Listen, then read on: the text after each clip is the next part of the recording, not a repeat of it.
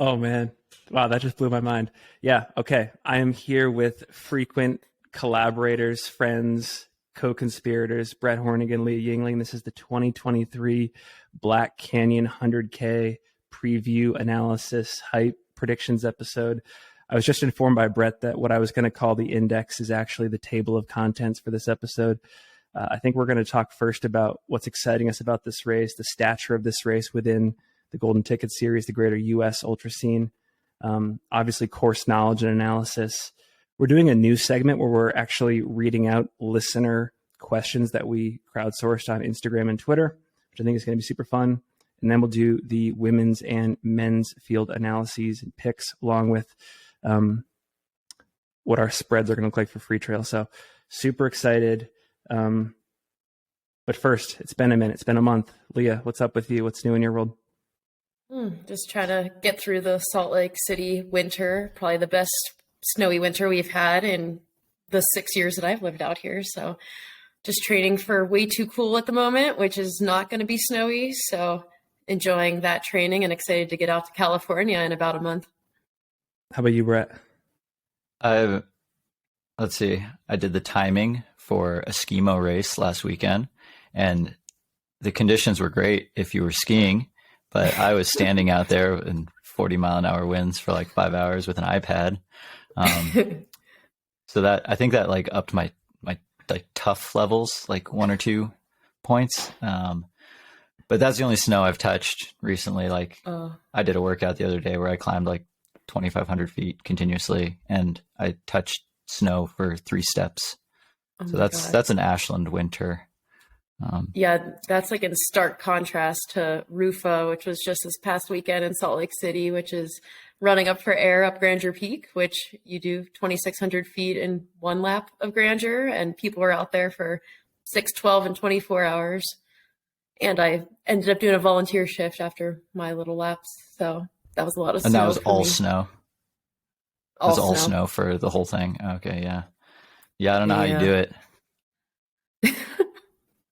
You need like Everest level gear too. It gets shockingly cold in Mill Creek Canyon, and like extra salute to the volunteers in that scenario. Yeah, you need to peep Jared Campbell's puffy jacket from that event. It was next level.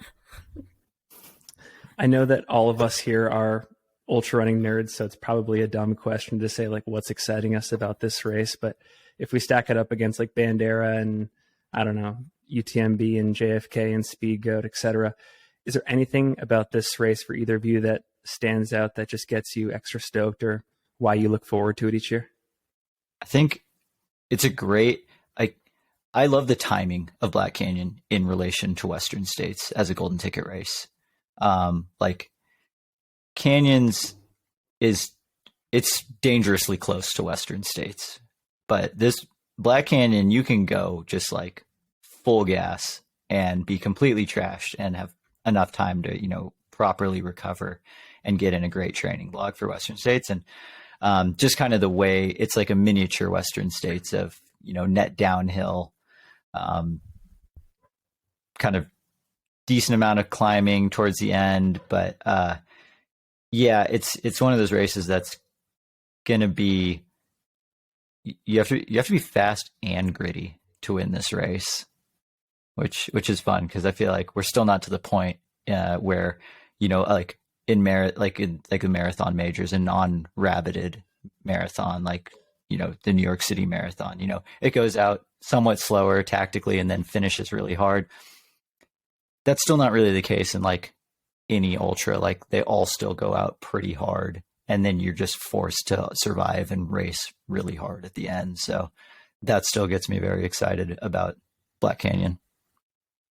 Yeah, I agree. I think Black Canyon's fun because it brings the people who didn't quite have their day at Bandera, and then also those people who wanted a little bit more of the winter of training to get in shape for 100K in the desert.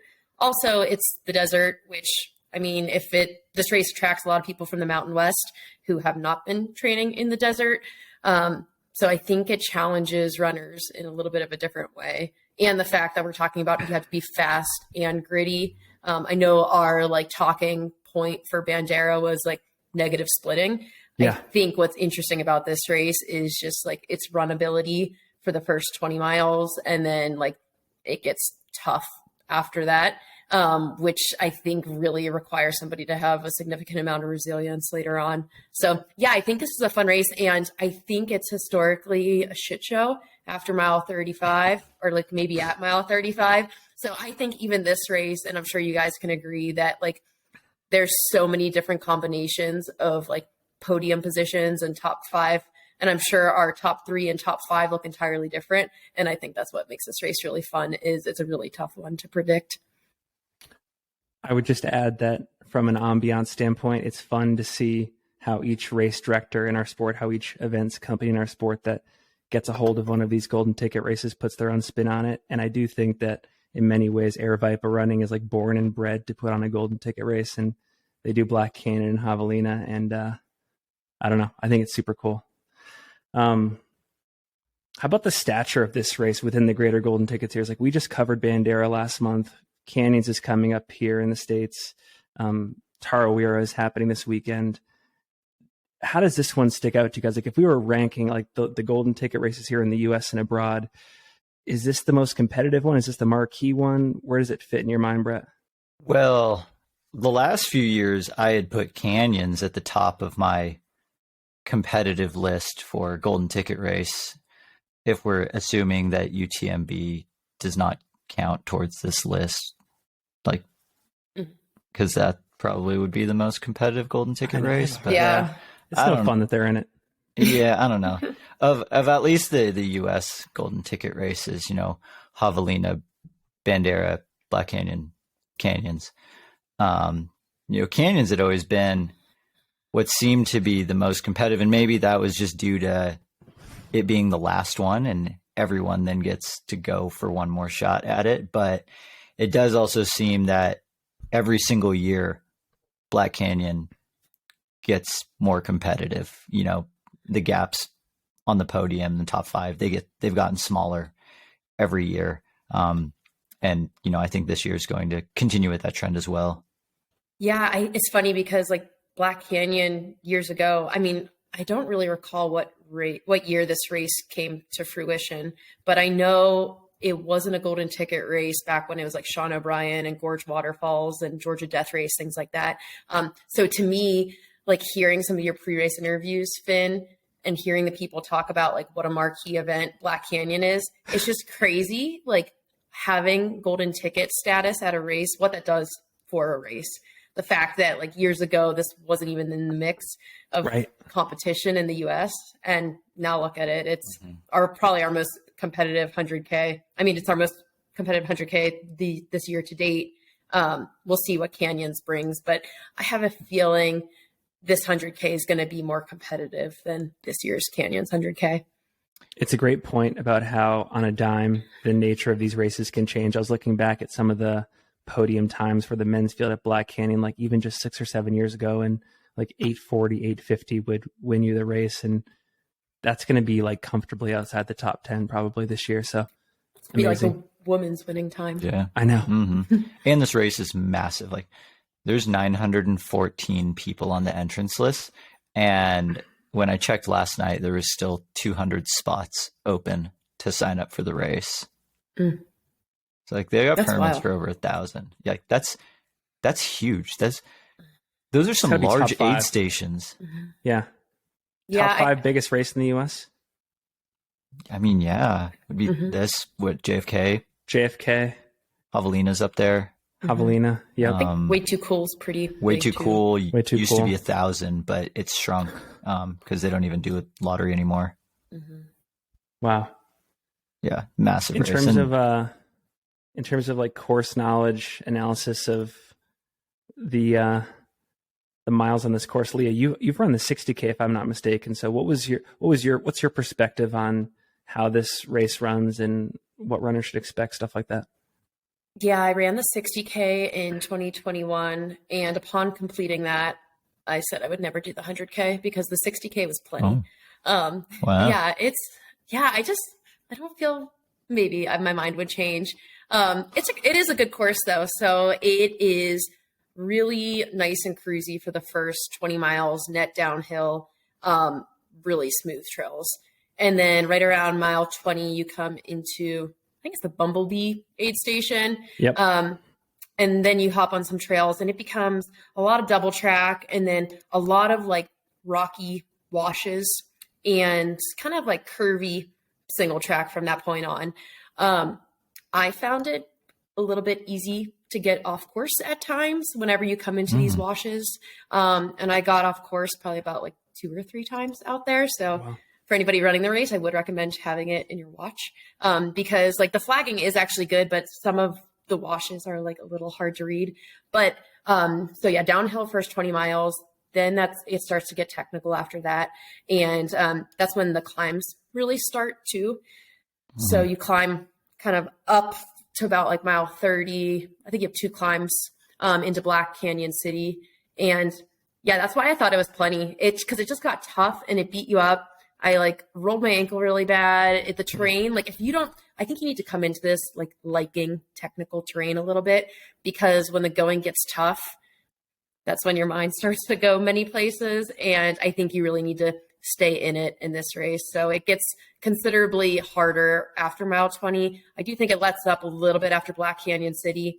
But I think you still need to have some legs after mile 50. And I think that's when we've seen the golden ticket winners do quite well in previous years, as if they have legs coming into mile 50 and can kind of blast that last 12. I was rewatching the 2022 live stream. Eric Sensman was commentating, and one thing he said early on that stuck out to me was how you're never really able to get comfortable in this race because for the first 3 or 4 hours for runners, you're in the shade. It's freezing cold. I think at Mayer High School, I think it is. The temp last year was 36 degrees at the start. And so It's chilly. It's chilly, and you're starting with that for 3 or 4 hours. And then almost with the flip of a switch, you're exposed, you're baking in the sun, and you're on these rollers that feel like mountains that you're trying to climb on in the second half. So there's never a point, he says, where runners can sort of check out and let the miles click by. You're always being tested by the elements, which I thought was interesting. Yeah, like, I mean, we can talk a little bit about what the weather's going to look like this year. I actually think it's going to be quite nice, but the first 20 miles is so pleasant. And then after that is when you start to get like just be exposed and stay exposed. And I remember the climb up to Gloriana Mine, which I believe is like probably mile 25 to 30 or so. That was just terrible. And I remember like taking ice there and like, that was actually, I needed that at that point. So I'd imagine on a warmer day, like miles 30 and beyond just can get really brutal. Right. You have a couple athletes that you're coaching in the field, David Laney, Cole Watson, to name a few. How have you been getting your athletes ready for this race? Like, as you've been studying the course, what stuck out to you? Yeah, it's interesting, and I think, every person's going to approach this a little bit differently depending on where their strengths might lie. For people like Cole and David, they could they can pretty comfortably run that first 20 miles like entirely too fast. They could go with whatever the leader's going and it would probably feel fine for them. That doesn't necessarily mean it is fine, but one of the big things that we've been practicing is like running on the upper end of like easy for a determined, an amount of time and essentially having a super long warm up and then going into a workout, whether that's like, hill repeats or something like that, to kind of simulate like trying your best to like fall asleep at the beginning and then flip that switch and like teach the brain like, okay, now is the time where we're going, like we've got to focus up, be ready to think, like no distractions. And get into the harder, climbing and descending of the course where, it's rocky. There's things like now all those parts of the course, like they're trying to eat you. So those are, big things that we've been focusing on. And as on top of all the other things that you're focusing on for an ultra, like eating and just not doing dumb stuff on the course. But, to a certain extent as well, though, like fitness is fitness. So like you got to worry about just getting fit and staying healthy, first and foremost. And then if you're lucky, you can do a little bit of course specificity towards the tail end of the block. The fact that when Brett said about doing like stupid things out on the course, it just made me reflect back on Brian Whitfield was running. I remember a clip of him from, I think it was 2021 when he ran Black Canyon. He was leading the race, and there was this like gate that was like 3 feet high at one point, and like you could easily go through the gate next to it. And I just remember on the live stream, he hurdled this gate while he was in the lead, and whoever was leading the live stream at the time, they're like, that would not be like what I would choose to do at this point. Yeah. It's a bold move, Kyle. It was a very bold move. Yeah. Did it pay off? No. Don't think so. Okay. Well, Leah, you mentioned live stream there, and this is a bit of a bizarre question, but we are now in the 3rd year of the live streaming of the Black Canyon 100K. And I'm just thinking about unique ways that this can be used in our sport. And I'm wondering if either of you think that the inclusion of live streaming can have an influence or an impact on race strategy for athletes. For example, their crews being tuned in to the live stream. And if they're in, for example, the chase pack, they can relay information to runners at aid stations. Do you guys have any thoughts on that? Does that seem like it could be a thing in the future? Yeah, I think so. So just to back up a little bit, I think the Aravapa live stream for Black Canyon specifically really took off in 2021 because they were holding the race under like a lot of COVID protocols. And I recall that year, that's when I was running the 60K on Sunday, but Mike was running the 100K on Saturday. And the only place we could crew was at mile 50, which is kind of tough in 100K. So we were watching the live stream all morning to see like how the race was playing out, how like the runners were looking and all those things, just like all morning long until we could go and crew, you know, whatever, 6-7 hours in at mile 50. So that was useful. I mean, Mike had a terrible day, but like I was able to like relay information of like what I was seeing that was going on up ahead of him to him, like in whenever the race is going on. So I do think like, I don't know how much people would be utilizing that, but I know I've been in this situation in races before that have good race tracking. And like, say I have a pacer with me. I have them checking the tracker at times. Like at Western States, I think I had Mike checking the tracker for the mile 94 aid station to let me know when like Taylor and Camille had hit that aid station. So I knew like how comfortable I was in my position.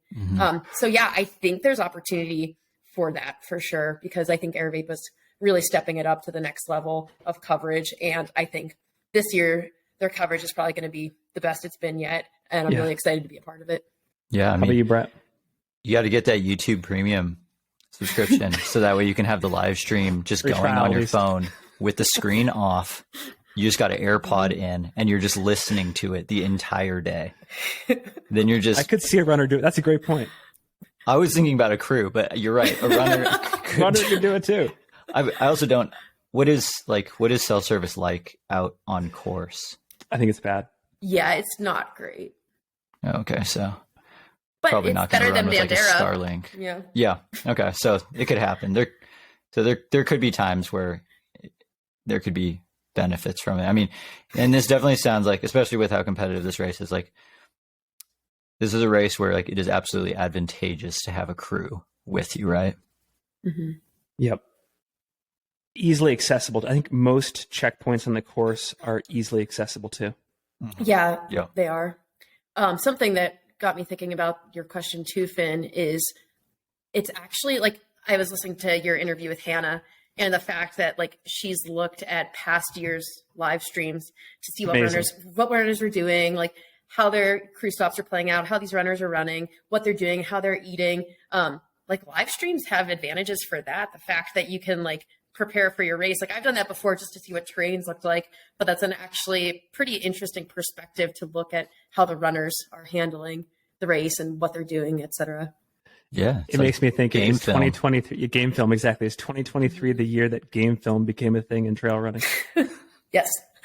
That's how I learned how to run down technical stuff. So I just watched videos of Killian running down hills and I'm like, whoa, he just lets his arms flop all over the place. Like he doesn't try and move them. He just uses them as for balance. And as soon as I tried that and like figured it out, I was like, oh, running downhill on rocks is a lot more fun now. Yeah. I think that was like, I watched the Emily Forsberg Mount Marathon descent and I was like, oh, Yeah. that's how you do it. Yeah, you learn a lot by watching people who are better than you do it. One thing that I think is going to be wild to watch on the live stream, especially in the first 20 to 30 miles of the race, is how big the lead and the chase packs are. Because I know that on the live stream last year, like through, I think, Bumblebee, there was a 20-person men's lead pack, for example. It's just this massive bubble of runners. And seeing how long that can stick together, I think is going to be really fun. And it's just one of the cool pieces of the live stream, right? You get to see the places in between the aid stations play out in real time, which we haven't had before, or at least not until very recently. Yeah, it's going to be awesome just with how many people are going to be in that front pack. I mean, there's going to be a lot of them that probably shouldn't be at that front pack, but especially because now that you're on the live stream, like you're not going to not be in that front pack. Peer pressure. Yeah, you're on TV Any now. other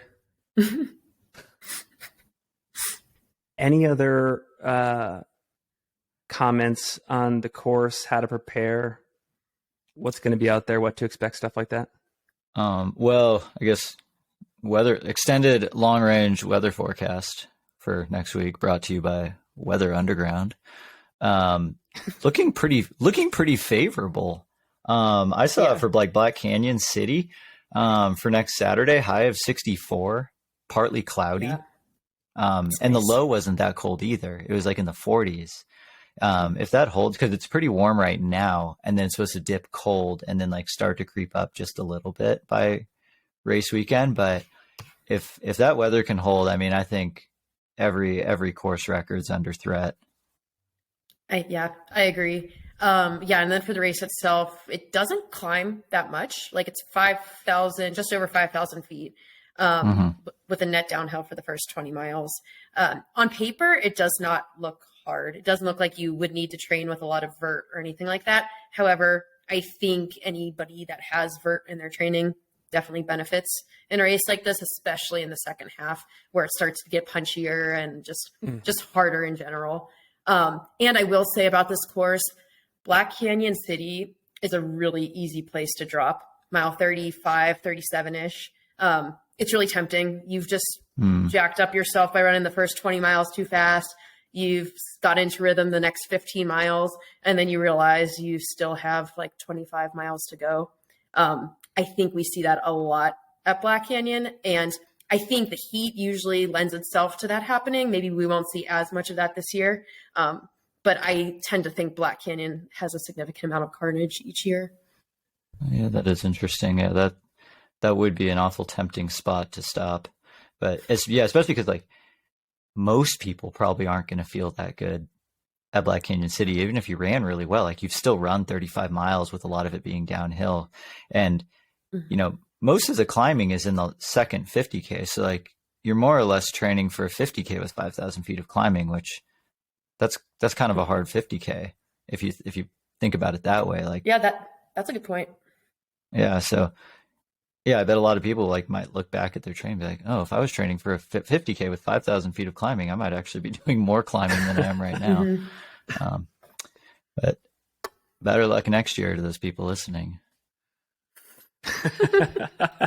Because that advice isn't going to do you any good at this point. I'm looking at these listener questions right now, and I'm just realizing that it probably makes more sense if we go through the women's and the men's fields in our predictions first to give them more context. We might even cover some of them in these fields. And they're good, by the way. I'm stoked to cover these, and thanks to the listeners. But I think we should go through the women's field first, like analysis, storyline, stuff like that. Leah, maybe leading with you, are there any particular storylines, athletes, anything like that in the women's field that particularly sticks out to you, interests you? This is a really all-encompassing take here, but I feel like the women's field is separated into 4 categories in my mind, which makes it really exciting. Let's hear it. Okay. My 4. I love this. And I think it's anyone's game. And I'm really excited to see how it plays out, and also really curious to hear who you guys have in your top 5s. But I think there's this group of like road runners and flat trail experts who have succeeded in like flat 100Ks, flat 50 milers, things that aren't really considered trail, and some runners who actually haven't done much at all on trails. So that's one category. And like that group in my mind encompasses people like Anna Cassius, Sarah Beal, Georgia Porter. She's done a lot of trail stuff, but like, we can get into her background. She's got like a 2:30 something marathon. And then like Lottie Brinks, who just set the course record at the Javelina 100K, does a lot of like flat, fast road running and trail running. So that's one category, like the road runners and the flat trail experts. The second group are like the international women with major performances in the last couple years. So that's like Ida Nielsen, Elsa McDonald, and Ingvild from Norway.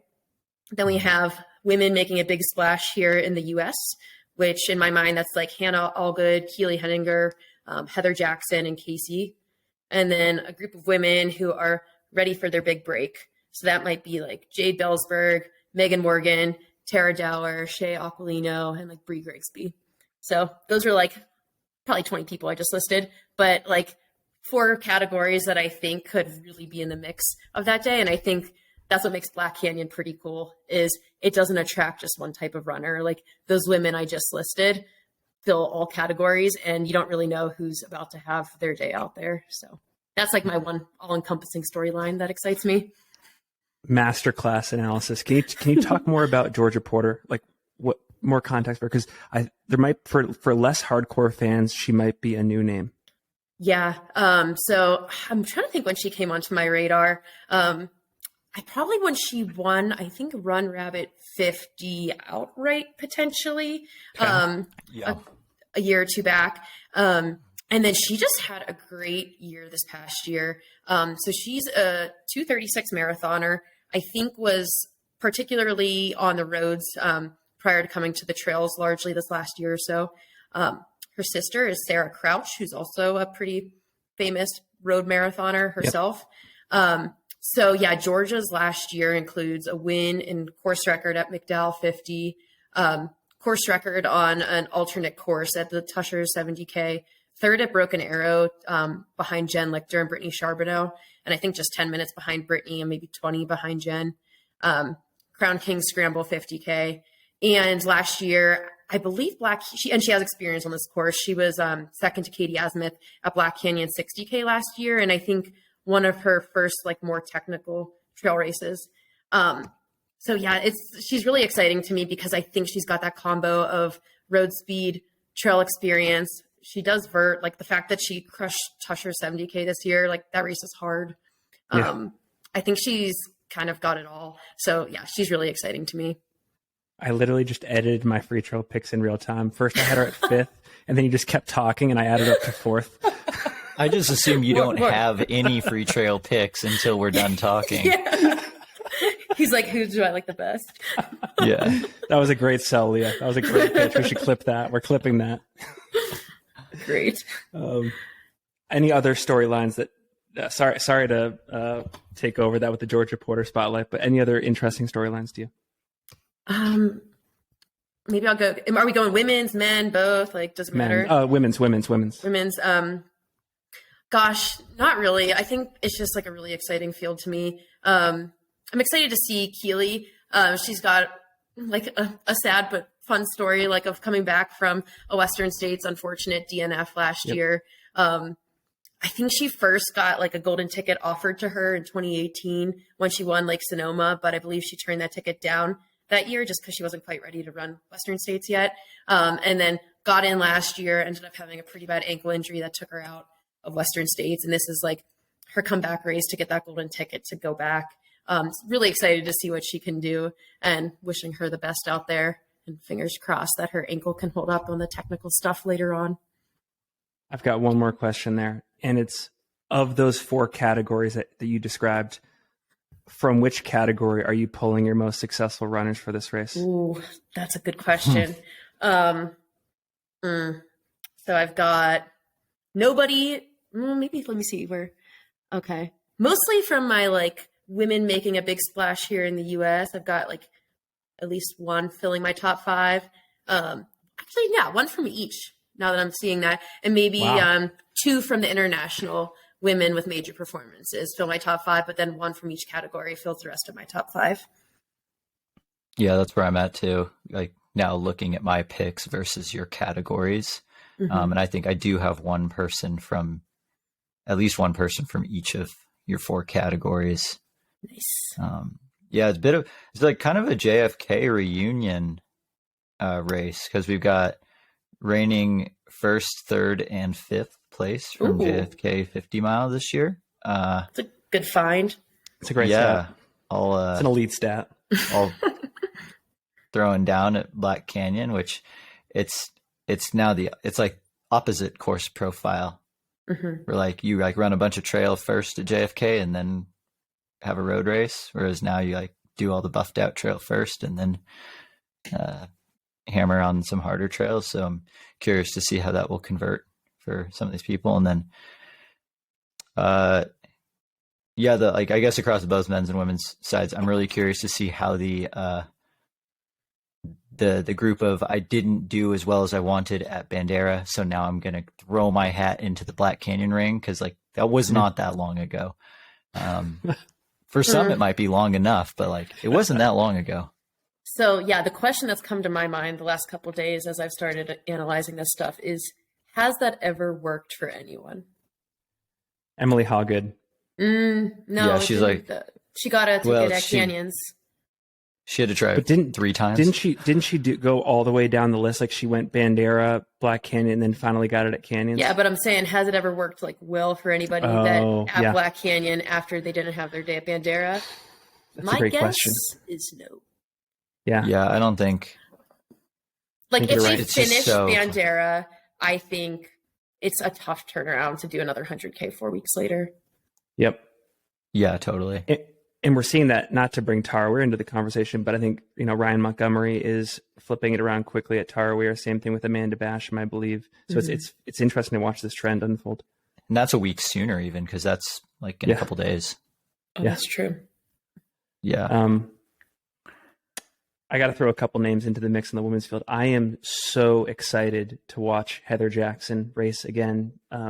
Brett and I had the chance to watch her on the ground at Javelina this past fall. I feel like she just had too much real estate at that race. Like she had a perfect race, in my opinion, through 100K, like deep into the men's top 10.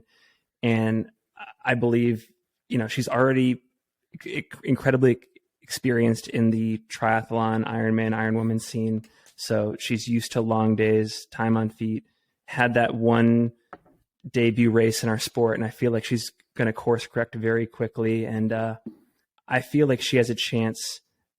There was somebody that commented on our Instagram call out for questions that said like Heather Jackson in the top 10 overall. I think it's possible. I mean, Brittany Peterson did it back in 2021. I think she got 10th overall in that race. And I think Heather Jackson has all the ability in the world. So I think she's one of my favorite storylines on the women's side. Yeah, we'll see how quick of a learner she is, because I guess maybe somewhat disagreeing with what you said, Finn. Like, I don't think she ran that good of a race at Javelina. Like, I think she went out way too hard and then paid for that heavily in the last lap and a half. And I think had she just raced, like, because it pretty much, it looks like she was going mostly off of like, well, she was ahead of Camille Herron's course record splits by like a good margin through 40 miles. I feel like she probably could have just won that race had it just been a matter of racing the other people in the race, not like looking for time. So what I'm just most curious of is like taking that experience from Javelina, how does that convert to Black Canyon? Like, will it be, blitz the first 50K again and then blow up? Or like, what did we learn here? Yeah, that's a good point. Like, if you remember how Dominica raced last year, it was mind blowing. She just gunned it from the start. And I think right after, like around mile 40 to 50 is when we started to see Claire really closing in on her, because she raced the first 40, like it was like 40 miles, but still had 20 left to go. So yeah, I'm curious if we'll see similar tactics out of Heather Jackson here. And to mention, she does have a spot into Western States already, I believe through a Hoka sponsor spot. So she won't be in the running for a golden ticket. And just a reminder for those listening, golden tickets rolled down as far as 5th. And Black Canyon, they'll be giving out 2 tickets. So I think on the women's side, the women who are into Western States are Casey, Heather, and I believe Elsa McDonald is not going back. Yeah, that's what I was curious about with Elsa, because I just assumed she was going to run Western States again, but then I saw she was not on the entrance list. But then why is she running Black Canyon? I think she I want to say based in Arizona. Yeah, based in Arizona. She lives in Canada, but comes to Arizona quite often. Races a lot of air vapor races, and I believe her focus this year is on UTMB. Yep. Okay, so this might just be a competitive season opener type race. Okay. Yeah, and she's had success here before, so probably a great place to get some fast miles under her legs. So I might have to get fact checked on this one, but fun fact, I'm pretty sure Elsa McDonald was the last lady to beat Courtney Dauwalter in a trail ultra, not counting Courtney's DNFs, which was Black Canyon 2018. Yeah. Because I was looking through Courtney's results, and every single trail ultra, aside from Hard Rock and Western States, when she dropped out, she's won all of them, except for when Elsa McDonald beat her 2018 Black Canyon. Wow. That's 5 years. I guess that is so many. That's an amazing, I don't know if we can call it a winning streak, because a lot of people would argue that a DNF would break that winning streak, but under the criteria that I set up for this fact, that's a good one. That's a good one.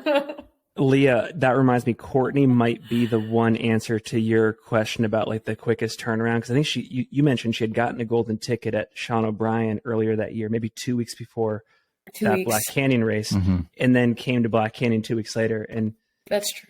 Finished in second in the golden ticket position. That's a good point. That's even better than the Bandera. My gosh. Yeah. Yeah. Yeah. Well, so it takes a Courtney. It takes a Courtney. Yeah. It takes a Courtney. Say she's an outlier. Well, and the other outlier is she won the first of the golden ticket race. It's not like she didn't get what she wanted at the first golden ticket race and is now going to them. She just decided to do both. Couple more names in the women's field that I want to point out, just because I think they might be in my free trail top 5. First, and we'll talk more about this in the men's field, but I think there could be a Euro invasion at the Black Canyon 100K this year, because I'm very interested in this Ingvild Kaspersen.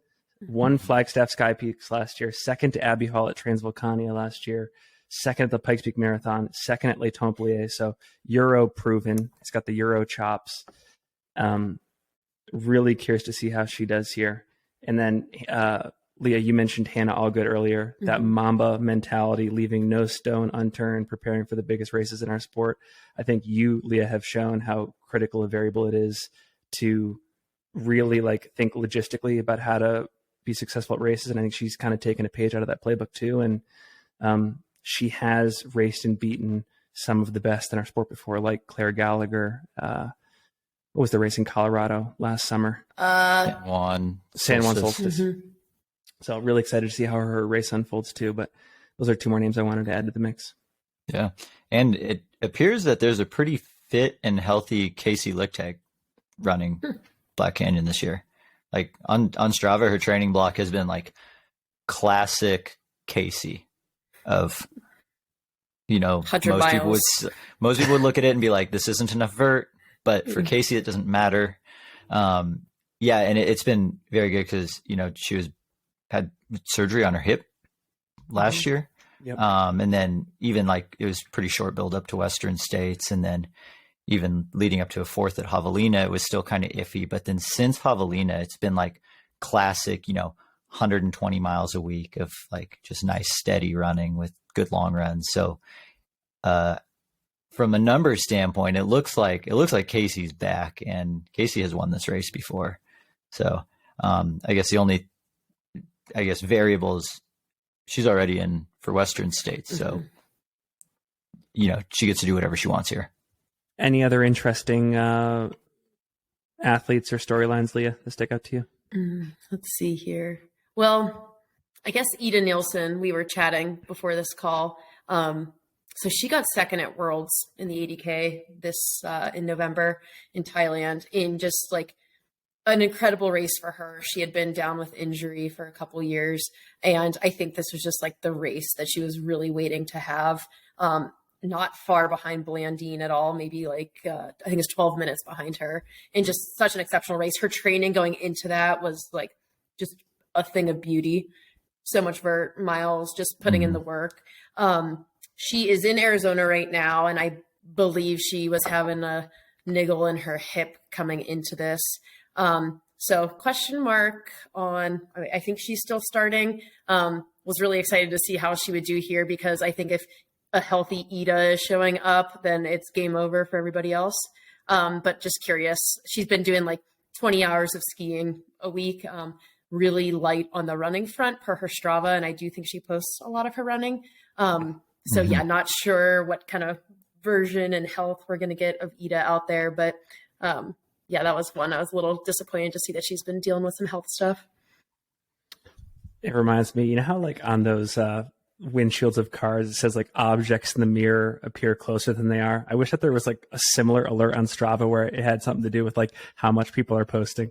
Yeah, like the Anthony Costales Strava. It's like, tell us what you're doing. 80% of their runs are private. Maybe there's a Chrome extension for that. Brett, anything else stick out to you?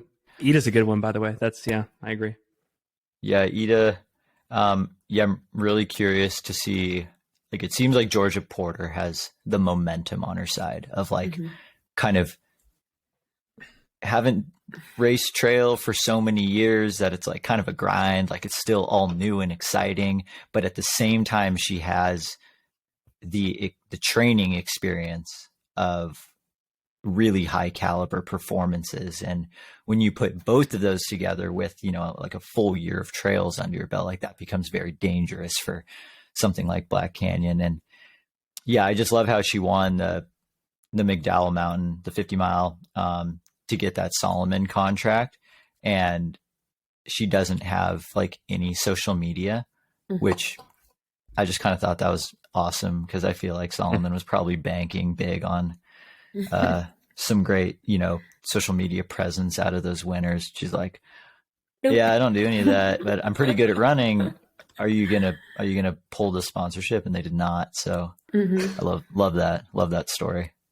I'll add two things. One, there is interesting golden ticket experience in the race already. I believe 3 people on the women's side, Casey, Ilsa, and Keely, have all won golden tickets at previous races in previous years. So that's interesting to me. And then I also think, you know, it's good to point out that last year, this race had 3 golden tickets up for grabs on the women's side. This year, only 2. Like last year, there was 3 because Tarawera got canceled, and it's back down to its normal 2. I wonder if that will have any impact on how the race is conducted. Like, Leah, do you anticipate any runners in this field who will have a tendency to take it out hard or try to run it like True Heart Brown did on the men's side last year, or will it be tightly packed? Yeah, who's taking the big risk? Yeah, so what's interesting with Black Canyon is you usually see like 1 or 2, like on the women's side, 1 or 2 women go off the front. And then there's usually this chase pack of like 6 to 8 people. I feel like I've seen this in like all the live streams so far. We saw that last year. And then I think the year Brittany Peterson ran, she was kind of leading a big pack of like 6 to 8. And what ends up happening is one person in that group is running a comfortable pace for them, but then ends up pulling everybody else to an uncomfortable pace for themselves, especially in those early miles. So a woman in like a podium position early on is running like 7 to 7:15-ish pace, probably for those first 20 miles, 7:30. In Elsa McDonald, for example, the year she won, she went out hot. And I think she was like 6:45 to 7-minute pace for those first 20 miles. So just ripping. And I do think she still has run like the first to Black Canyon City faster than any other women have so far. So I could see, Elsa McDonald is really exciting to me because like we saw her at Western States this year just run a really dialed and calculated race, which to me contrasted quite a bit to how she ran Black Canyon the year she got her golden ticket. I don't know if she posts everything on Strava, but I do think she does a combo of like bike and running training. She did just have a 2:44 at the Chicago Marathon in October, showing that she does have significant leg speed as well. After a really solid year of trail running, with the second place at Western States. So I'm very curious to see how she races this, because I think we've seen her do both ways of racing. All that being said, I think Hannah Allgood's going to go for it. I think we're going to see her like ripping it out front.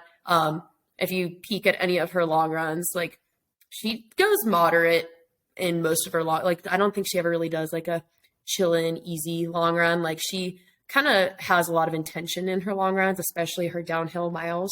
I think I peaked at a long run where she finished with like a sub 18-minute downhill 5K in like a 20-some miler. So just really banging the quads up pretty good. And I know she did like a 3-day training camp on the Black Canyon course, and purposefully did not do the last 3 miles so she could save it for race day.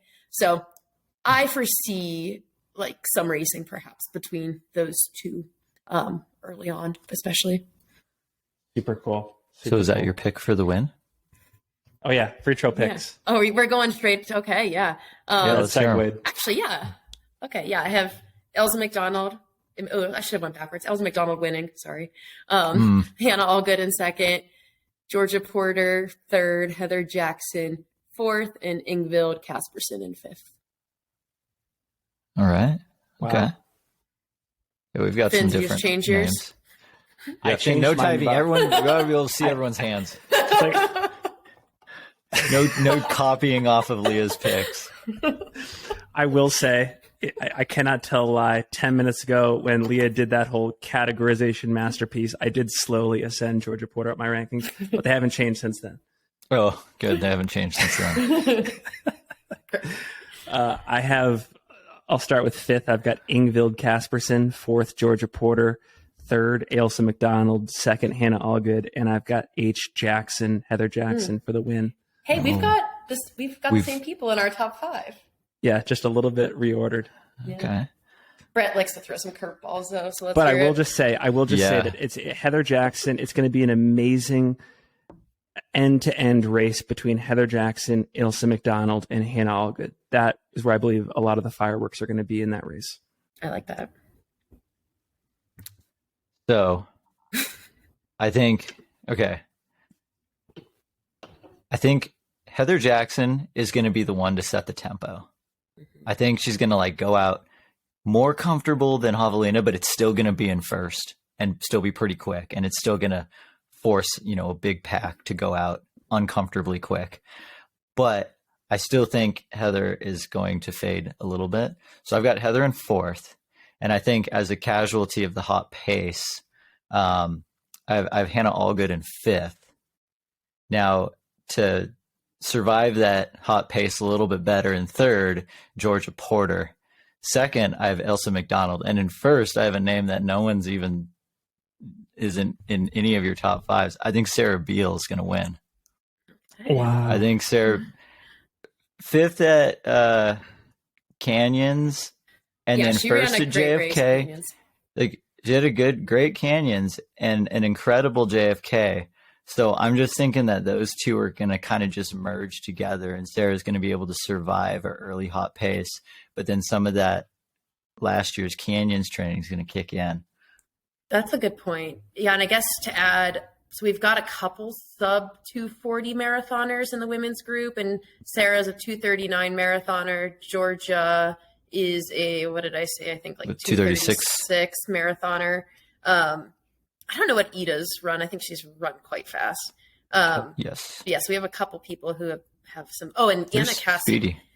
I think Anna Cassius might be like somewhere around 244. Like okay, so yeah, she's also interesting Casey to me. I know has a good marathon PR too. that's right. We haven't Casey's talked run much. at the trials. Oh dang! Yeah, there's a lot of these women who have run at the trials. I guess There's some fast people. There's fast Yeah. people in this field. Like Dang. that's where trail running. That's where American trail It's the running fifth is at. category. It's like the I know. sixth dimensions, the fifth category. Like the OTQs. Yeah, and I guess I'll add to that is Anna Cassius. I know she didn't make any of Mhm. our top five. She's really exciting to me because she had a phenomenal race at the World's 100K on roads, Mhm. running a 7:24 for 100K, which is Okay. 7:09 pace, which is just mind blowing. And that was the fourth fastest 100K for U.S. women ever, behind Ann Trayson, Courtney Olson, and Camille. So those are some good names and That's not good far off. company. Very good company. And her training, she's been really trying to get on trails, it seems. I think she's in the Bay Area, Mhm. getting out in Mill Valley and on all the trails out in Marin. So, yeah, curious Yeah, about she's those got a later miles. good training crew. Yeah, I had a friend reach out and like mention Anna Cassius is like that's got to be the dark horse pick. Hmm. And yeah, and I think I agree with that as Oh, well. yeah. I think we did talk about, like, yeah, who our dark horse picks are for this race. Who do you guys have? Meg Morgan. Oh, she's solid. Yeah, she's mixed it up at Bandera last year and Canyons. I think top 10 at both of those, probably like top 8 at both of those, I believe, actually. Yeah, fourth at Bandera 2022, and then eighth at Canyons 2022. Who's your dark horse, Brett? You know, I'm really excited to see what Shea Aquilano does, because I think she's only like 22 or 23, Like, she's and 21. like 21, Wow. 21, 21, and like coming off a third at JFK, eighth at Black Canyon last year, and like there's still so much room to improve from 20 to 21 years old. Like, I mean, yeah, for all we know, like Shea could be the best trail runner in the world in like 2 or 3 years. So And like, you know what's interesting? I'm looking at her ultra sign up right now. She raced the Black Canyon 100K in 2021 and ran 12 hours. Last year, she came back and ran it in 10 hours. So each time she's progressively shaved off, not just minutes, but hours. And yeah, she's a student of the course. yeah. Yeah, I had Jade Bellsberg as my dark horse. She is very good. Like, she's had a lot of great success at specifically like 50K, 40-mile type range. Also has like a significant amount of podiums in the 100 miles. Actually doesn't have a ton of 100K race results. She was signed up for Tarawera and was like heading out there, and I believe ran into some travel trouble. Oh, And was actually, I think, on the entrance list for Black Canyon, and kind of rerouted her plans and ended up setting the mixed gender FKT on the Joshua Tree Traverse like a week or two ago with her partner Nicodemus. So they, I think she ran just over 5 hours, which was like 25 minutes slower than Keely's supported time on the Joshua Tree Traverse. But I think like her 50K results show that like she knows how to race. I'm just curious how the longer it gets and like the speedier and more competition there is, how she hangs on. yeah. There's definitely, I mean, there's a huge, big added element to Black Canyon is the pressure of how competitive this race is. And, it's not really, that's not a tangible variable, but it absolutely exists. And, I think that's what makes races like this so exciting, because there's 25 people who could win it, but, only one person is. So for the full course record on the ladies' side is 8:48. Is that under threat this year? Is it going to get broken? What do we think? I don't think so. So that was set by Brittany Peterson in 2021. I think that, like, in my opinion, that was the best race of Brittany Peterson's life. Like, she ran so amazing that day. And if you look at her splits, like, she did not slow down. She got faster and actually ran, what was it, the section from Black Canyon City to the finish in the 9th fastest time ever on Strava, among men and women. And Everyone. ran really solid. So I think that was like the best version of Brittany Peterson that we've seen. And I think that's a really hard person to beat personally. Yeah, because we've got 8:48 for Brittany, and then 2018 Elsa McDonald, 8:53. And then 2022 Claire Gallagher, which was an incredible race, 9:06. So, Brittany's, a good handful of minutes up on that, and just barely behind the really fast 2019 altered, course, because Casey won that in 8:38, and Brittany was only 10 minutes behind that. Whereas on the men's side, Matt Daniels went 7:20, and then the next fastest is Sage Canaday from 2016, 7:52. So like those gaps are so much smaller, like just showing how dominant Brittany's run was in 2021. Yeah. I also have some like course splits that I think are important, and we could talk about the men's splits when we get there too. But to Black Canyon City, Elsa ran 4:52. For example, when I ran the 60K, which runs from the start to Black Canyon City, I think I ran like 5:05 or something, and Rachel Drake ran 5 hours just in the 60K. Wow. And Elsa ran 8 minutes faster than that in her race, and Brittany Peterson ran 5 hours there, and Claire ran 5:07. So I think if you want to be in the mix as a woman, you need to come into Black Canyon City in under 5 hours, 15 minutes. Then there's a section from Black Canyon City to the finish. Brittany ran 3:45, Claire ran 3:56, and Lisa Roberts ran 4:05. I'm not sure what Elsa ran. I don't think hers calculated right on Strava. But I think for a woman, you need to run that section under 4 hours, and you will get a golden ticket, in my opinion. Do you recall if Brittany was being seriously pushed by anybody else in the field during that course record year, or was she running solo? No, she was battling with Addie Bracey through about 40 miles. And then Addie started having pretty significant cramping, ended up finishing the race, but having a battle the last 20 with herself. But that year it was like Sarah Kais, Lisa Roberts, and Brittany. And Brittany wasn't being pushed the last like 15 miles at least. Okay. She won by 25 minutes that year. I'll take a flyer. I think Heather Jackson could take the course record. 8:40, 8:39. Wow. I think because the weather's looking nice, I think the course record is going to be severely under threat, and I think there's enough naive youth in the race to keep the pace hot that first half.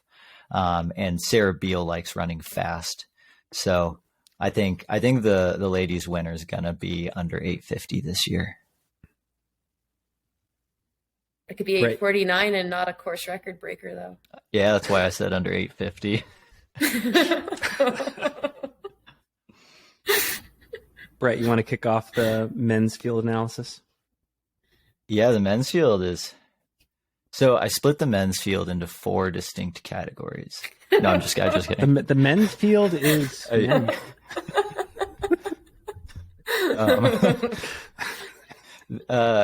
the men's field, I mean, had I been like as like smart as Leah and probably writing down these notes, you probably could split it up into similar categories, because I mean, there's like some young guys that have run trail. There's some young guys that have not run much trail at all. There's your experienced kind of American heavy hitters, and then there's like a handful of like Ryan Smith, for example. He's like a big mountain runner, but has also had in the past some like pretty fast races as well. I guess maybe we could almost lump like David Laney into the big mountain category as well, because I guess some of his best results have been in big mountain races. But yeah, there's, I think the biggest grouping of people like on the guy side are speedsters. Like, Ryan Miller has a 2:14 marathon PR. Anthony Costales has a 2:13 marathon PR. Tom Evans, I don't think has an official like marathon result to his name, but he actually has a 1:03 half marathon to his name. Who else? Cole Watson's 2:18. David Laney's run 2:17. And John Ranieri just ran 2:12 at CIM. He's gonna be making his 100K debut. So there's like the OTQ group is pretty large, and then I guess probably in that same caliber, but just finished up his eligibility at NAU is Ryan Raff, who was in the top 100 at Division I cross country champs this last year, and then ran 13:50 in the 5K just this past spring, is on the start list for the race. So that's very interesting. And like looking at his Strava, has like actually been trying to run and train on trails. So we've like ultimate youth, but then there's like so many savvy veterans of this race, like Nick Curry, one of the smartest racers out there. Eric Sensman, I feel the like Jeff Browning of the 2020s. that's Nick. Eric Sensman, like this is his home course. I feel like if anyone gets home field advantage, I think it's Eric Sensman. He's just raced so many times, and he's had all the different results here, because I think he's dropped before. He's missed golden tickets. We were joking like the tale of the Sixth Senseman from 2021, where people swore they saw a dead person overtaking second to grab a golden ticket. He overcame like an 8-minute deficit in the last 10 miles to grab the golden ticket there. So Eric Sensman is back on the start line. Sounds like training's been going well. There's there's like a little like a Coconino Cowboy reunion. Tim Frericks is racing. Stephen Kirsch is also racing, and it sounds like they've all been putting in some somewhat classic cowboy type training. So that will be very exciting. There's who do we get? We got Brian Curl, Corey Keene, and Canyon Woodward all doubling back from Bandera. And JP Giblin. JP's racing too. Mm-hmm. Wow. Yeah. So there's the whole Bandera contingents back. I'm really excited to see how Canyon races this one, because as we were calling it at Bandera, like he led for so long, and then we kind of just assumed that he was going to explode, because that's usually what happens when you go out hard at Bandera and then get overtaken. But then he didn't really fade that much, and it was so impressive. And it's like, wow, if you did recover from Bandera and take a little bit of the experience that you gained from that race, like Canyon Woodward could be one to watch. Like I think still counts as would still count as a dark horse pick. I haven't mentioned Tom Evans is racing. He is already in Western States this year from his third at UTMB, right? Is that how that works? Yep. Yes. Because Killian turned down his ticket. Okay. Tom, he has a sub 15 hour to his name at Western States from 2019. I imagine is coming here to get experience, racing in these states, like getting in the desert, running fast. Tom seems like he's a very calculated trainer and racer, from what I've, gathered, all in professional trail runner who like makes sure to do everything. So I'm sure Tom is here to, show up and really compete. Like, you want to set the stage for, this year heading into Western States. Anthony, he's at the top of the mountain, right? Like if Brett, with Tom Evans, he's right at the very top of the sport, right? Like there hasn't been a coronation, but like he's right there with Killian and Francois and Jim. Yeah, like if we're talking like best like ultra trail runners in the world, like I think Tom Evans is in that conversation for sure. But the plan for him this year is Western States, so that also means like you don't have to be completely sharp in February, because he doesn't have anything to lose right now. With that being said, I think even like a 90% Tom Evans could still win this race. Anthony Costales, one of your local buddies. Rumor has it he's fit. I wouldn't know because he doesn't post anything on Strava. He's fit. And I think he's laser focused on this race. Like I was talking with him in a pre-race interview a couple days ago, and he's not looking beyond this race. He's focused on the moment right here. He's stoked that the field is so deep. He's out for blood, going for the win.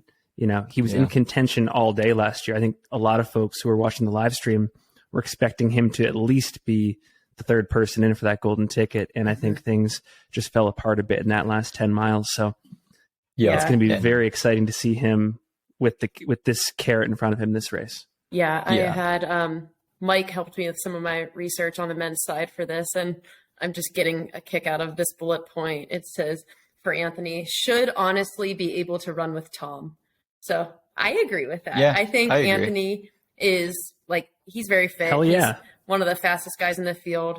Like Finn, you mentioned he had a solid day last year, but I think looking back at his Instagram post, he said he just stayed too conservative mid-race when all the moves were being made. And if you know anything about Anthony, is he loves to race. He loves to be in the mix. He likes to throw punches and respond to all the moves. And for him to say he felt like he wasn't quite there, I think that was probably exactly what happened. I actually think he might have miscalculated his position in the field at one point, making him a little bit more lax in how he was running. But his race against Adam Peterman at Chuckanut last year was really impressive.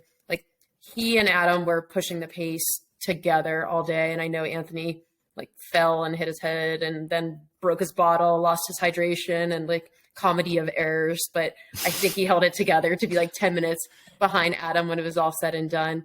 I'm really excited about Anthony because I feel like he doesn't often post a lot of his training, but when he's feeling good, he does post a little bit. And I've been seeing a little bit more from him on Strava and social media lately. And I know he's been doing some long runs, then hunkering down in his garage with making it 90 degrees in there with a heater.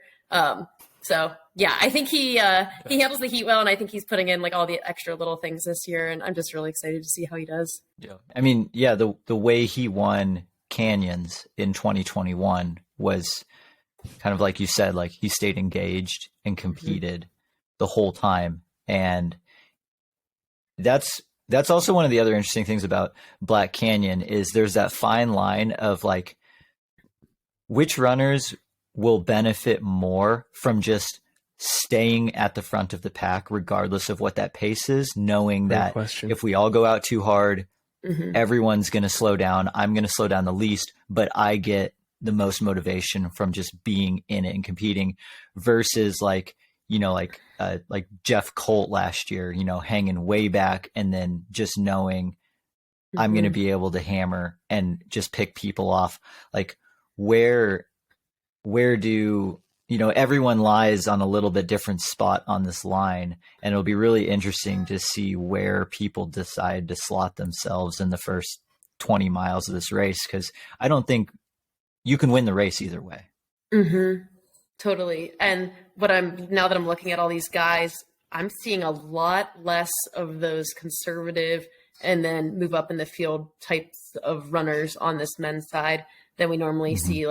There's, besides Nick Corey, there's no Scott Traer, there's no Tyler Green, there's no Jeff Colt. And looking on Strava, I think Scott and Jeff ran some of the fastest times in that last Black Canyon City to the finish. And I think if you want to be in golden ticket contention historically, one of those spots is usually somebody that races pretty conservative and can push that last little bit. I think if you want to win the race, you need to be a little bit more aggressive. Yeah, you definitely got to take some risks. And, I think people who could run more conservatively and work their way up to a golden ticket just with where their running's at.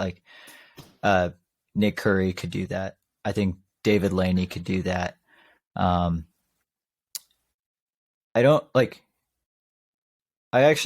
know Stephen Kirsch could do that, but I don't know which way he would normally race this race. Go out kind of hard, because he's run really smart races in the past, but he's also pretty quick. So he could kind of almost do whatever. Yeah. And we've never really seen him win a competitive race. He's in contention always and is in that podium position, top 5 type style. And I think that actually might serve you quite well in a race like this, with a competition like this. Yeah. And the lead pack is going to be insane.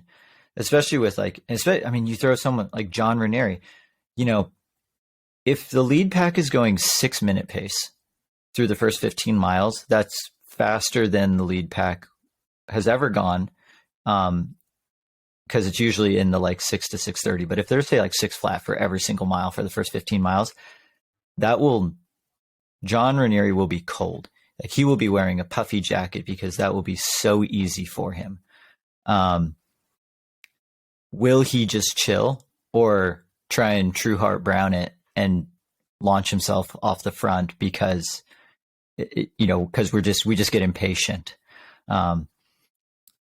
Those are the types of like stories that I'm so curious about for, midway through the first, hour to 2 hours of racing. Because for a 2:12 marathoner, if the longest they've raced is 2 hours and 12 minutes, we're not that far into Black Canyon at that point. So there's like a whole different level of patience and just perception of time that, you just can't really practice it until you've done it. So I'm really curious to see where that front pack ends up. All right. So last year in the men's field was quite the anomaly, or at least I think it was, because we had what some called an unidentified flying runner leading the race outright for, I think, the first 13 miles until he got to Hidden Treasure. True Heart Brown was ripping 6-minute miles. Granted that they were downhill, but still, like, outright leading the race on his own island.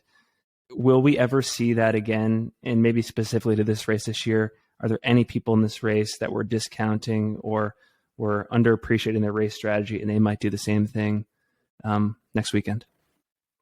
I think it will happen again, but I don't think it will happen for a few more years because like no one will make that same mistake twice of letting someone they don't recognize go, because now everyone realizes that person that you don't know might actually end up just winning the whole race.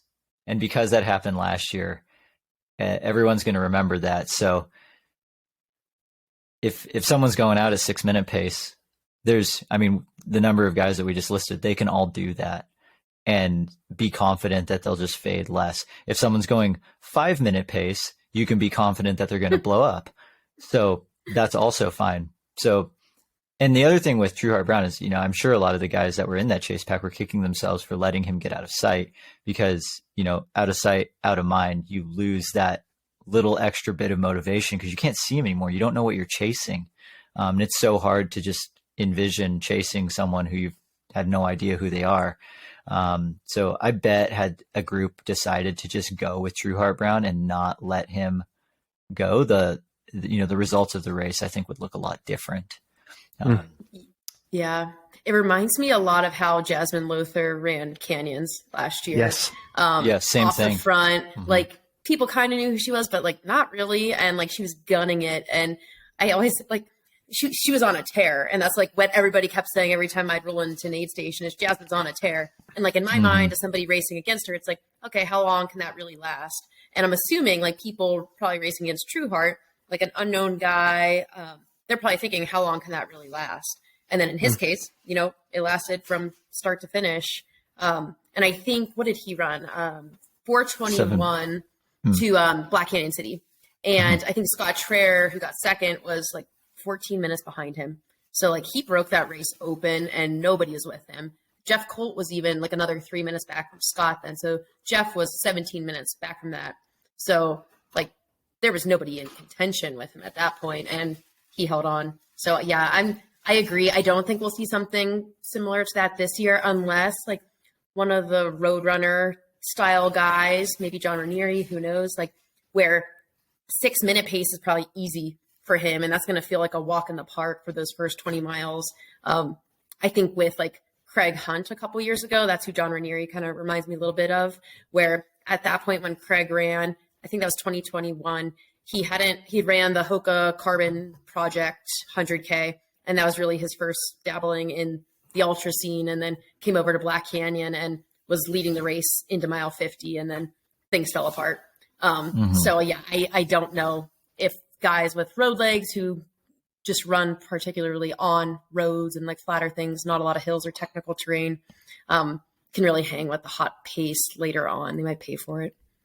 Yeah, because you got to be able to climb like 5,000 feet in the next 50K. And there's just too many guys that could go out a little bit uncomfortably hard if they wanted to, but won't. Like, there's just too many that can reel them back in.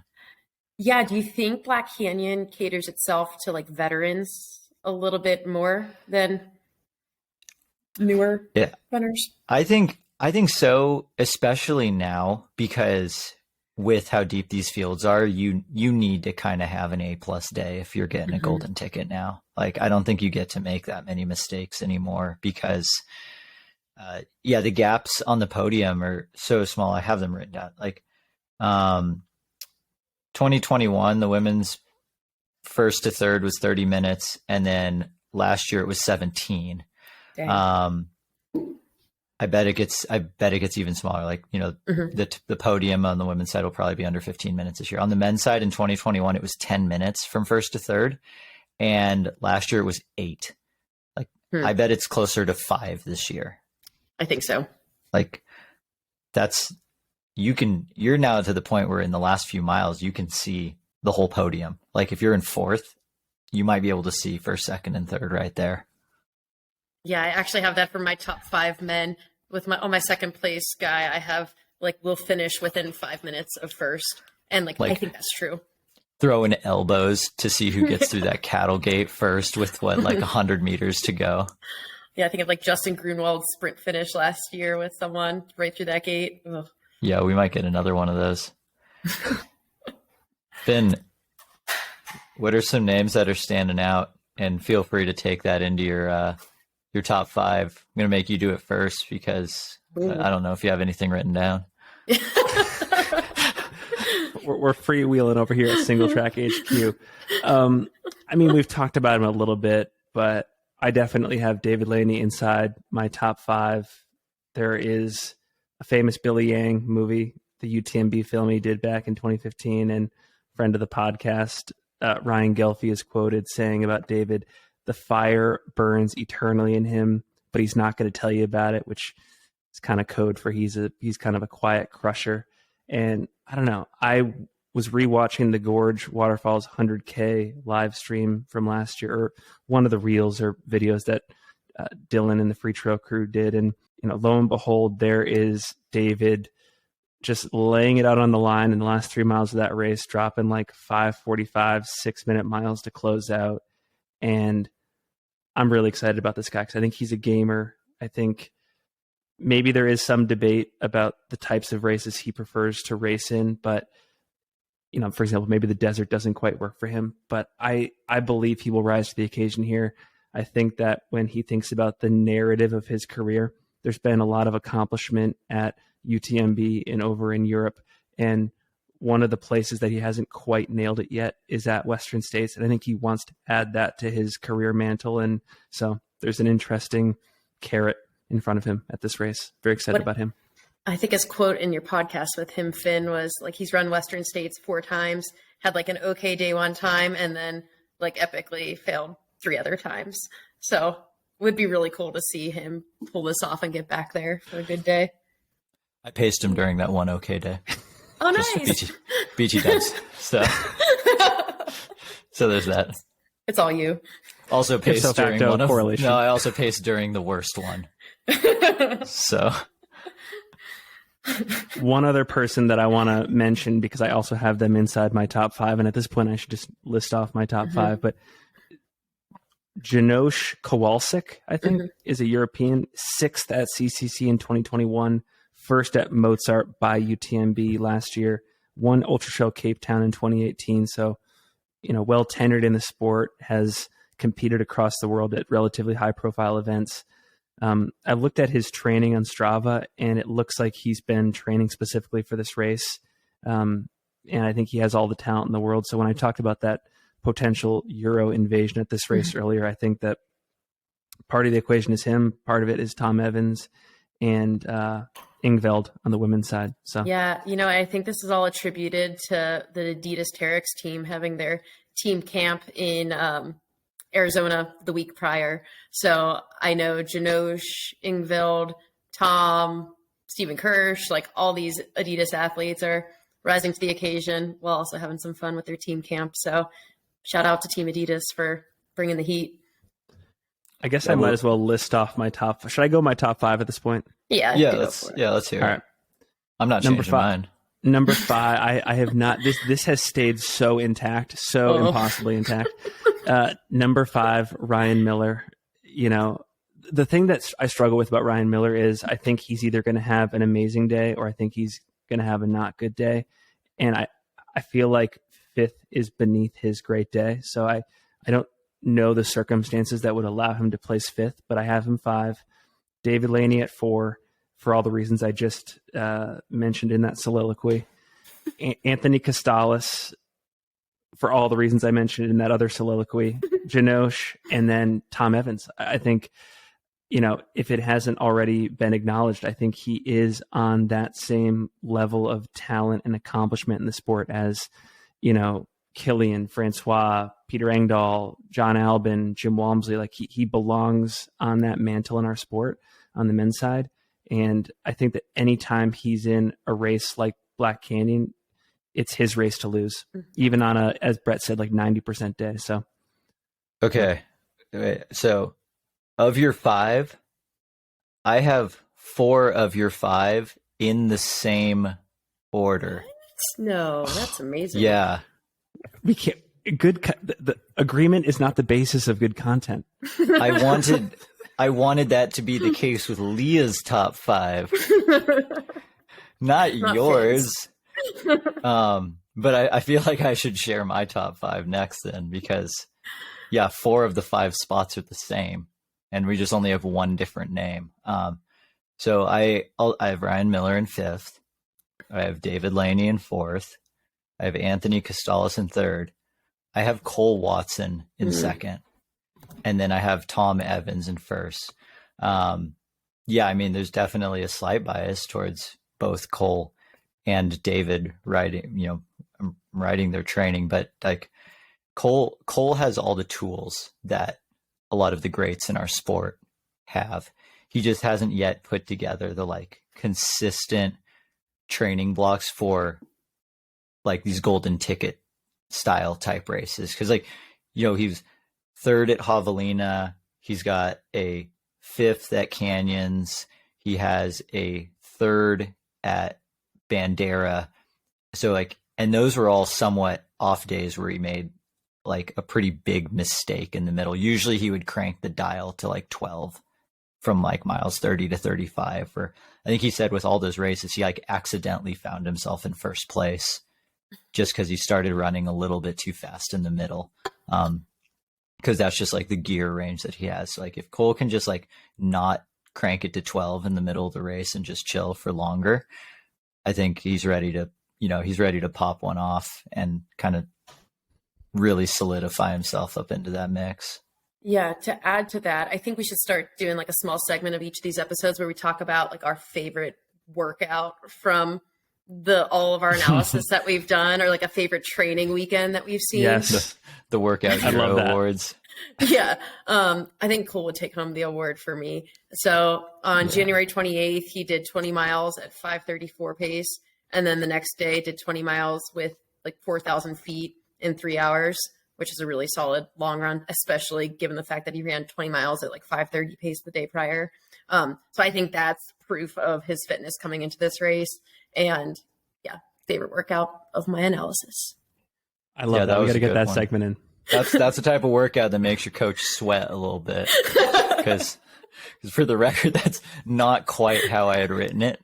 But again, like, how did you write Cole's, it was supposed to be 6-minute pace for the 20. And then he just like felt pretty good. So then he kept going. But like, fortunately, what that also led to was he wasn't that tired the next day. We didn't have to take a full down week. That like led into a perfectly normal training week the very next week. Like we didn't have to change. We didn't have to change anything. So that was cool.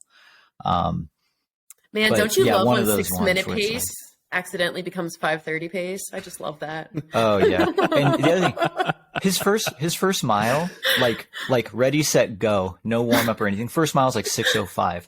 Oh, every tendon in my legs would snap in half if I had to run a 6-minute mile just cold. Like, that's a special kind of elasticity. But the theme across my top 5 is every single one of them has like sub 220 marathon speed. Like, you know, Tom and Cole both have 63-minute half marathon PRs. And then, well, Cole, Anthony, David, and Ryan all have run under 218 in the marathon. And, you know, I'm sure some people are thinking, well, like, why do you not have John Ranieri on your podium then? Because he's run 212, he's run faster, and all of those other guys have run nearly that fast and have significant amount of trail experience. Because you don't lose too much of that marathon speed, even training for something like Black Canyon. If those speedsters with trail experience weren't in the field, I think I would throw John Ranieri up on the podium. But because there's at least 5 other guys who have nearly the same marathon chops plus trail experience, I'm slotting them higher. Leah, who are your top 5? did you go the whole way through your top 5, Brett? I don't want to. Wait, who's your win? Sorry, yeah. Oh, did I stop it? No, I said I don't. Tom Evans. Did you say them all? Tom Evans is. I picked Tom Okay. Evans for the win. Okay. Phew. Oh, thank God. Yeah. Okay. So I think something we saw with Bandera was the fact that there were a lot of people, especially like being on the ground there, like a lot of faces I didn't recognize. And there was a lot of names that we did not include in our top 5s. So this time, I'm hoping to include like other people that I really do think like could have an outstanding day and like aren't talked about as much. So the caveat that in my 5th place, I have 2 people because I couldn't pick between the 2. They will tie. I don't know if they'll tie, but it's like I have this person, so maybe they'll be the people that battle over the gate at the end. Actually, Yeah. Ultra Sign Up does not allow ties. Like, their timing system doesn't do ties. Dang. Yeah. Okay. Well, maybe these guys aren't tying. It's going to be a sprint finish. Maybe a coin flip. Yeah. Okay. So in 5th place, and I'm going to give some background on both of these guys, I have Matt Seidel or Ryan Clifford. Okay. Wow. Okay. So Yep. if we're talking about somebody's training that you like the best, and he also shares everything, so it's easy to like somebody's training whenever they share everything. I really like Matt Seidel's training. He got 4th place at JFK this year. Followed that up like 2 weeks later with running Club Cross in Golden Gate State Park and running like 5-minute pace for 5 miles on like really sloppy conditions that day. He came onto my radar, I think after his 6th at Way Too Cool this past year, and then I think won Lake Sonoma. So like has good results, hasn't had anything that's like absolutely exceptional yet, but his training's really solid. He's really fast. He just ran a 3:39 at the Fort Ord 50K a couple weeks ago, which was a couple minutes off the course record after like a 90 mile training week, like pretty much into that. So yeah, I like his training a lot. However, Ryan Clifford, he's an interesting guy. I believe he's an East Coaster. Yes. His Strava the last 4 to 5 weeks is at like 110 plus miles, lots of road, some trail. Here's like a very interesting block that he had. So he had a 200-mile week in September of 2022, tapered for the Hudson River 50-miler, ran the Hudson River 50-miler in 5:47.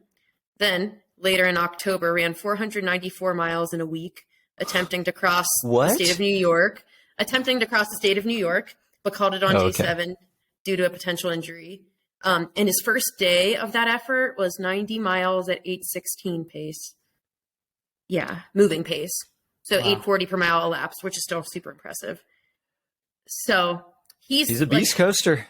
Beast coaster. First at That's a beast coaster. 50-miler, first at Black Hills 100, first at Eastern States 100. He hasn't mixed it up with significant competition yet. So, and his road running that he's been doing recently, he's been calling 6:55 per mile, 100K pace. So, assuming, probably in the mix of all these other guys. He's won his last 5 ultras. Wow. Yeah. Ipso facto. Wow, sure is. Those are 2 great deep cut names. Yeah. So I like them. I think they're good. One of those guys is going to be in the top 5. Okay. 4th place, I have Steven Kirsch. Like we were mentioning, like he's never like won a big competitive race, but I do think like he's solid. I think I was chatting with David Roach, and he's like, even on a bad day, Steven Kirsch has a good day. And I think regardless, we're going to see that here. Like he's solid. It's hard to bet against him. He's healthy. He's had really good training. And I see a 4th place in his future. 3rd place, my heart and soul is devoted to Ryan Miller this race. I really hope he has a great day. I think he's had a lot of ups and downs the last couple of years. Ran a great race at the Bandera 25K, actually. I was there the Sunday after, and he just like sprinted that thing. And then just ran, I believe, a 50K a week or 2 ago, the Blood, Sweat, and Tears something 50K in Texas. And I'm assuming it was probably like a course record or something. He's in really good shape. And I think he's got like a good reason to come back. And I've really enjoyed his episode with you, Finn, where he was kind of debating between Formidable and this. And I'm happy he chose this, because I think after his breakout race at Bandera a couple of years ago, he's due for a good one. Okay. 2nd place, Anthony Costales, finished within 5 minutes of Tom. And I have Tom Evans winning. I think like Tom doesn't really have bad days unless he's like injured and DNFing or something. He doesn't really have a bad day. And I see this being the same. Oh, I just thought, I guess perhaps we all thought of this, but so Tom Evans is already in Western States. So all of the golden tickets are going down to 2nd and 3rd place. For everyone. Okay. That's some good, that would be some nice additions to the Western States field. It sure would. It's already looking stacked. Yeah, who is taking the golden? Actually, maybe we should ask this question: who is taking the golden tickets on the women's side and the men's side? I think anyone who's eligible. Yeah, everyone who's eligible except for Elsa on the women's side. What if she changes her mind, takes the golden ticket, and then like ultimately screws somebody out of a golden ticket because she could have just taken her spot from the top 10? Hey, that's interesting. That might be a future what if moment of the sport. Yes. Oh man, that is interesting. That could happen. Yeah. Well, and Heather Jackson is another person who's already in. And Casey Lichtig is a person that's already in. There's a scenario where the golden ticket goes to 4th and 5th place. Yep. Last year, it went down to 4th. I mean, granted, there was 3 tickets, but Claire said no. And then it went down 3 on the women's side. And actually, like 4th place to 5th place last year on the women's side was only like 5 minutes. So that's a tough little battle. Okay, so we're going to see some. I want to make one prediction for both races combined. I think in both the women's and the men's races, we're going to see near end-to-end small groups of runners at the very tops of the races working together, similar to like how Zach Miller and Tom Evans working together at UTMB. I think we're going to see like Tom and Anthony working together. I think we're going to see Heather Jackson and Ailsa McDonald working. I think that's going to be, I predict that's going to be a theme of the race. I predict, cool. I kind of agree. I kind of don't, because I don't see Heather Jackson like running with people in this race. But I will say, like, Black Canyon is the race where we see people in groups way more than Bandera. I guess Bandera, there was kind of a big group of men this year. But this is a race. They were still like strung. There was single file though. Yeah. Historically, there's always like groups of 5 to 10 at Black Canyon. And I think we're going to see the same thing this year. And I guess we haven't touched on the men's course record. Sage Canada in 2016, 752. 752, yeah. I think that's going to go down this year. I think it's getting crushed. Yeah, me too. I agree. Yep. Couple it's splits. clearly a good course record. Yeah. It is. Because like Hayden went for it 1 year, for example. Yeah. Yeah. Couple interesting splits for that course record. Sage went through Antelope Mesa, which was the first aid station there at mile 8 in 54 minutes in his course record year, and then at Bumblebee in 2:12. So if we're looking for early course record watch, those are 2 milestones to look out for. Fun fact for Sage Canada and Hayden Hawks, both of them won the race in road shoes. Mhm. Because I Here know I am people are going to shitting ask, on like, road shoes today. people are going to ask, like, what's the best shoe to wear for this race? But like, I mean, True Heart Brown's got the number 3 all time, and he was wearing the Evo Speed Goat. Hmm. Is, a lot of people are like, what's the, there has been questions of what is the perfect shoe for this race, because there's 20 plus miles of super groomer, like cruiser, like you could wear like a Vaporfly for the first 25 miles if you wanted to. Uh, and then, but then you definitely want a trail shoe. So it's like, where do you want to sacrifice? Yeah. And I think that answer then comes down to the runner. Like, if you're really good and confident on technical stuff and you want then a cushier road shoe to save the legs in the first half, like, because you'll be able to handle the technical in that, like, that's your answer. But, like, for myself, like, I would probably opt for the slightly more protective trail shoe, because I know I would just get shredded in the last 50K if I didn't have something like protecting my little baby feet from rocks. I got to offer one more prediction. I'm feeling it. Okay. Nobody on nobody in the women's field, no one in the men's field under the age of 30 is taking a golden ticket. This is Isn't still that an a old person full-on sport. poached listener hot take? No, they actually said the opposite. They said the opposite. Oh. I'm zagging. Yeah. They zigged. I'm zagging. So nobody Yeah. under 30 will get a golden ticket. Wait, yeah, No.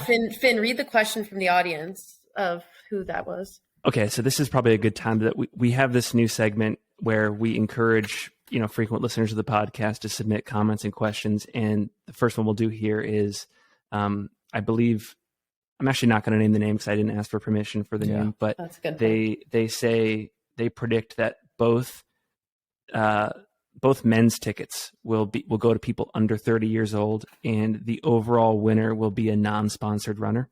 I mean, I love hot takes. It's a great hot take, but I think it's going to be the exact opposite. Absolutely disagree. Yeah. I don't even know who's sponsored and not, like, at this point in We're this working field. on it. Yeah. How old's Tom Evans? He's like 30. 31. Ryan Miller's not sponsored anymore. That's right. Yeah. Mm-hmm. That's right. What about? But like Heather Jackson's 38, Ailsa McDonald's 42, Anthony's in his mid 30s, Cole's 31. Yeah. David's like 35, 6, something. Oh, no way. Yeah. I don't think so.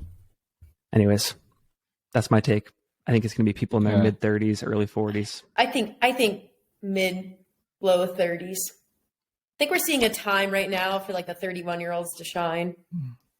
Whatever the low temperature is on the start line on race day will be the age of either the men's or women's winner. There's like the voodoo witch. There's the voodoo witchcraft of ultra running right there. Let's just like keep note of that and see what happens. Right now it's 33 in Mayer, Arizona. The low will be on Saturday next week. Yeah. Nice. That's a nice age. So yeah, there's absolutely a 33-year-old who could win this race. All right, I've got another comment to read out here. After what this person says, after watching Bandera, it's getting harder and harder to predict the top 3 to 10 athletes at a given race. Some of the people on these podiums, they were hardly on people's radars. A lot of lesser knowns are starting to do it. The game is changing. More people are taking it seriously. Will we see a lot more no names coming out of the woodwork this year? Is this a new golden age of opportunity? I think this is probably a good thing to talk about, especially since we were talking about True Heart Brown earlier. Brett, you actually said that it's going to take more like professional people to get golden tickets in our sport. So I don't know. What's your thought here? Yeah. So another Ryan Gelfie quote, like he gets 2 for this episode. He's called it. I think it was a 2014 to 2016. He called it the random baller era, where you hop on the start line and then some dude who you've never heard of, aka random baller, would just go up and smoke you. And there was a lot of random ballers just showing up in like 2014 to 2016. And then, I don't know, I feel like it did kind of sink a little bit, but I agree. I think we're in the resurgence of a random baller era where there are a lot of like college kids or like post-college kids trying to make their name in trail, except these random ballers are even better than the last generation of random ballers. Is it harder to predict like the podiums of these races? I'm not so sure. Like, there are no random ballers in my top 5 on the men's side. It's a little more open on the women's side. Yeah, but that's not how the results are actually going to play out. No, that's exactly how they're going to play out for this one. I mean, Bandera was a different story.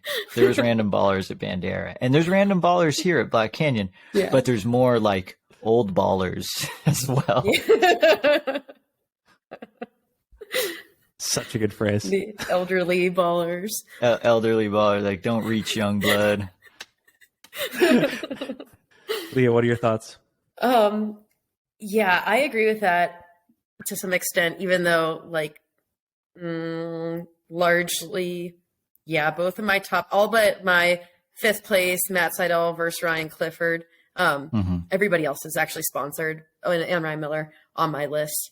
But I think at Bandera, we saw a lot of people coming up in the woodwork that we weren't really anticipating. And I do think these are the types of races, and I think I mentioned this on our last episode or maybe post Bandera, that really like get people noticed too for sponsorships. So I think if you are a random baller and you're doing well here at Black Canyon, that definitely gets you noticed. And I think that's one of the advantages of live streaming too. Like, people get really invested in you. And like we saw that with True Heart last year. Like, there was a huge True Heart fan club that came out of Black Canyon, who didn't know him but loved his story. And I don't think you could have said the same like going into Black Canyon. Yes. So good. Which runners are we going to fall in love with over the course of these 100 kilometers? Yes, we can. In 2 Saturdays. Yes, we can. Yeah, I will say, I wish my parents had blessed me with such a strong name like True Heart Brown. Like, That's so good. I'm going to name my kid True Heart, I think. If I have a kid. Finn's having a kid. You heard it here first.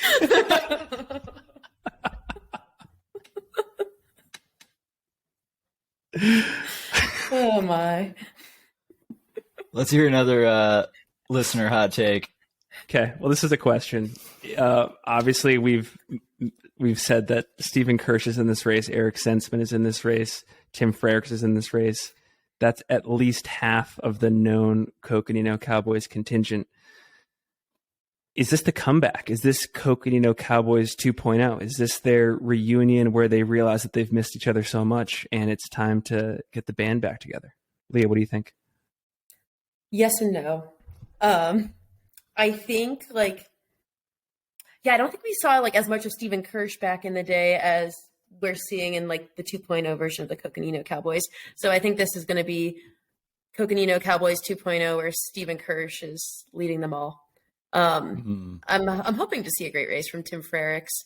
Haven't seen like too much from him in the last couple years, but yeah, I don't know if we're going to see the resurgence like some people are hoping for. That's my opinion. Yeah, I just want to know how recovered Eric Sensman is from Cocodona. I mean, I know that was like last year, but I just can't imagine. Like, I couldn't picture myself ever getting any amount of speed back after racing 250 miles. So, yeah, just curious. It's like, yeah, of the 3, it seems like Kirsch is most likely to have that great race just because I haven't seen great racing from Sensman or Frericks recently. That doesn't mean that it's not in them because they've both gotten golden tickets at this race. But we're talking about now.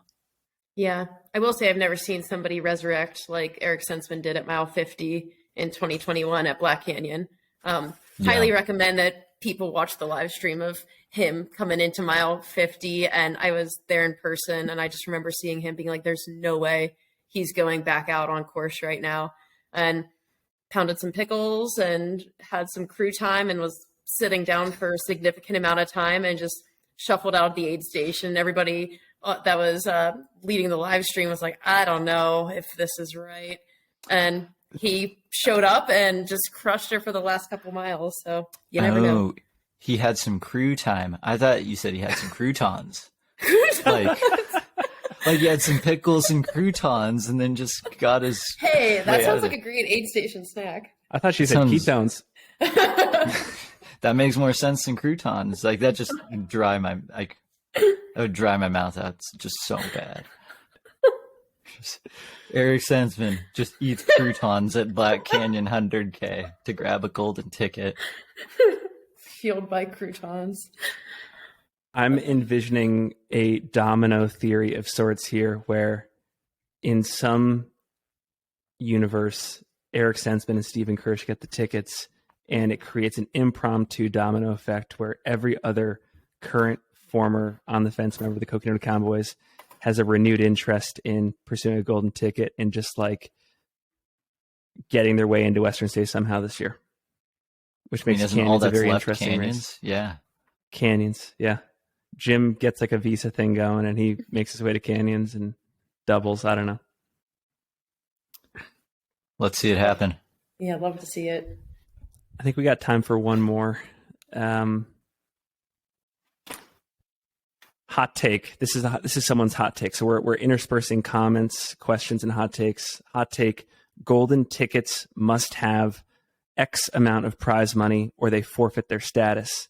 The golden ticket allure should require race directors to pay prize money because it attracts a larger audience and participants. That's a hot take. That Leah, is what a do you hot think? take. That is. Go ahead, Brett. Yeah, go ahead, Brett. No, Leah, you go ahead. I'm still thinking. So, okay. I see this being advantageous for unsponsored runners. I think a lot of sponsors already largely incentivize these races with a decent payout. So I guess I'm 100% on board with there being more money in these races for podium and golden ticket. Frankly, what I would love to see is like you get a golden ticket and your race entry to Western States is paid for. That'd be lovely. Currently doesn't happen. So I think that at the very least would be great. But yeah, I see that there's a brand sponsor opportunity right there. Like freaking Bose will pay for your Western States entry fee if you get a golden ticket. Yeah, because it's not cheap. It's like with tax, it's like $500. So it's expensive. Yeah. Yeah, there goes all the prize money. Yeah. Good questions, good comments, good hot takes. This has been super fun. I don't know about you guys. I'm stoked. Yeah, we'll be at the Black Canyon race next weekend. Leah, you're resuming duties on the ground, talking with runners, talking with crews, calling the race live on the ground. Brett and I will be in the booth at times. It's going to be a ton of fun. I think we'll also be at the expo event the day before. So if anybody is there and wants to hang, say hi, talk about the pod, come say hi to us, come run with us, etc. And I think one more thing I'll say is let us know how we're doing. If you like the episodes, great. If you don't, great. We want to hear from you. Ask questions, ask comments. We got this whole listener segment. We love it. Yeah. Leah, any final thoughts from you? No, just if you're racing the race, feel free to send me your headshot because I'm going to make some flashcards of faces. Oh, yeah. Yeah, let us know what your kit. Like, we got to see that singlet. Honestly, I would love that. It's really hard to ID people on the fly. So Yeah. just kidding, absolutely. but not kidding. How about you, Brett? A lot of names to remember. Yeah, this is a fun time to be a fan of the sport with how it's like we definitely are still very much in like the wild west of like professionalism for running, but at the same time it's the most professional the sport has ever been. So really fun, cool opportunity. Very privileged to be riding this wave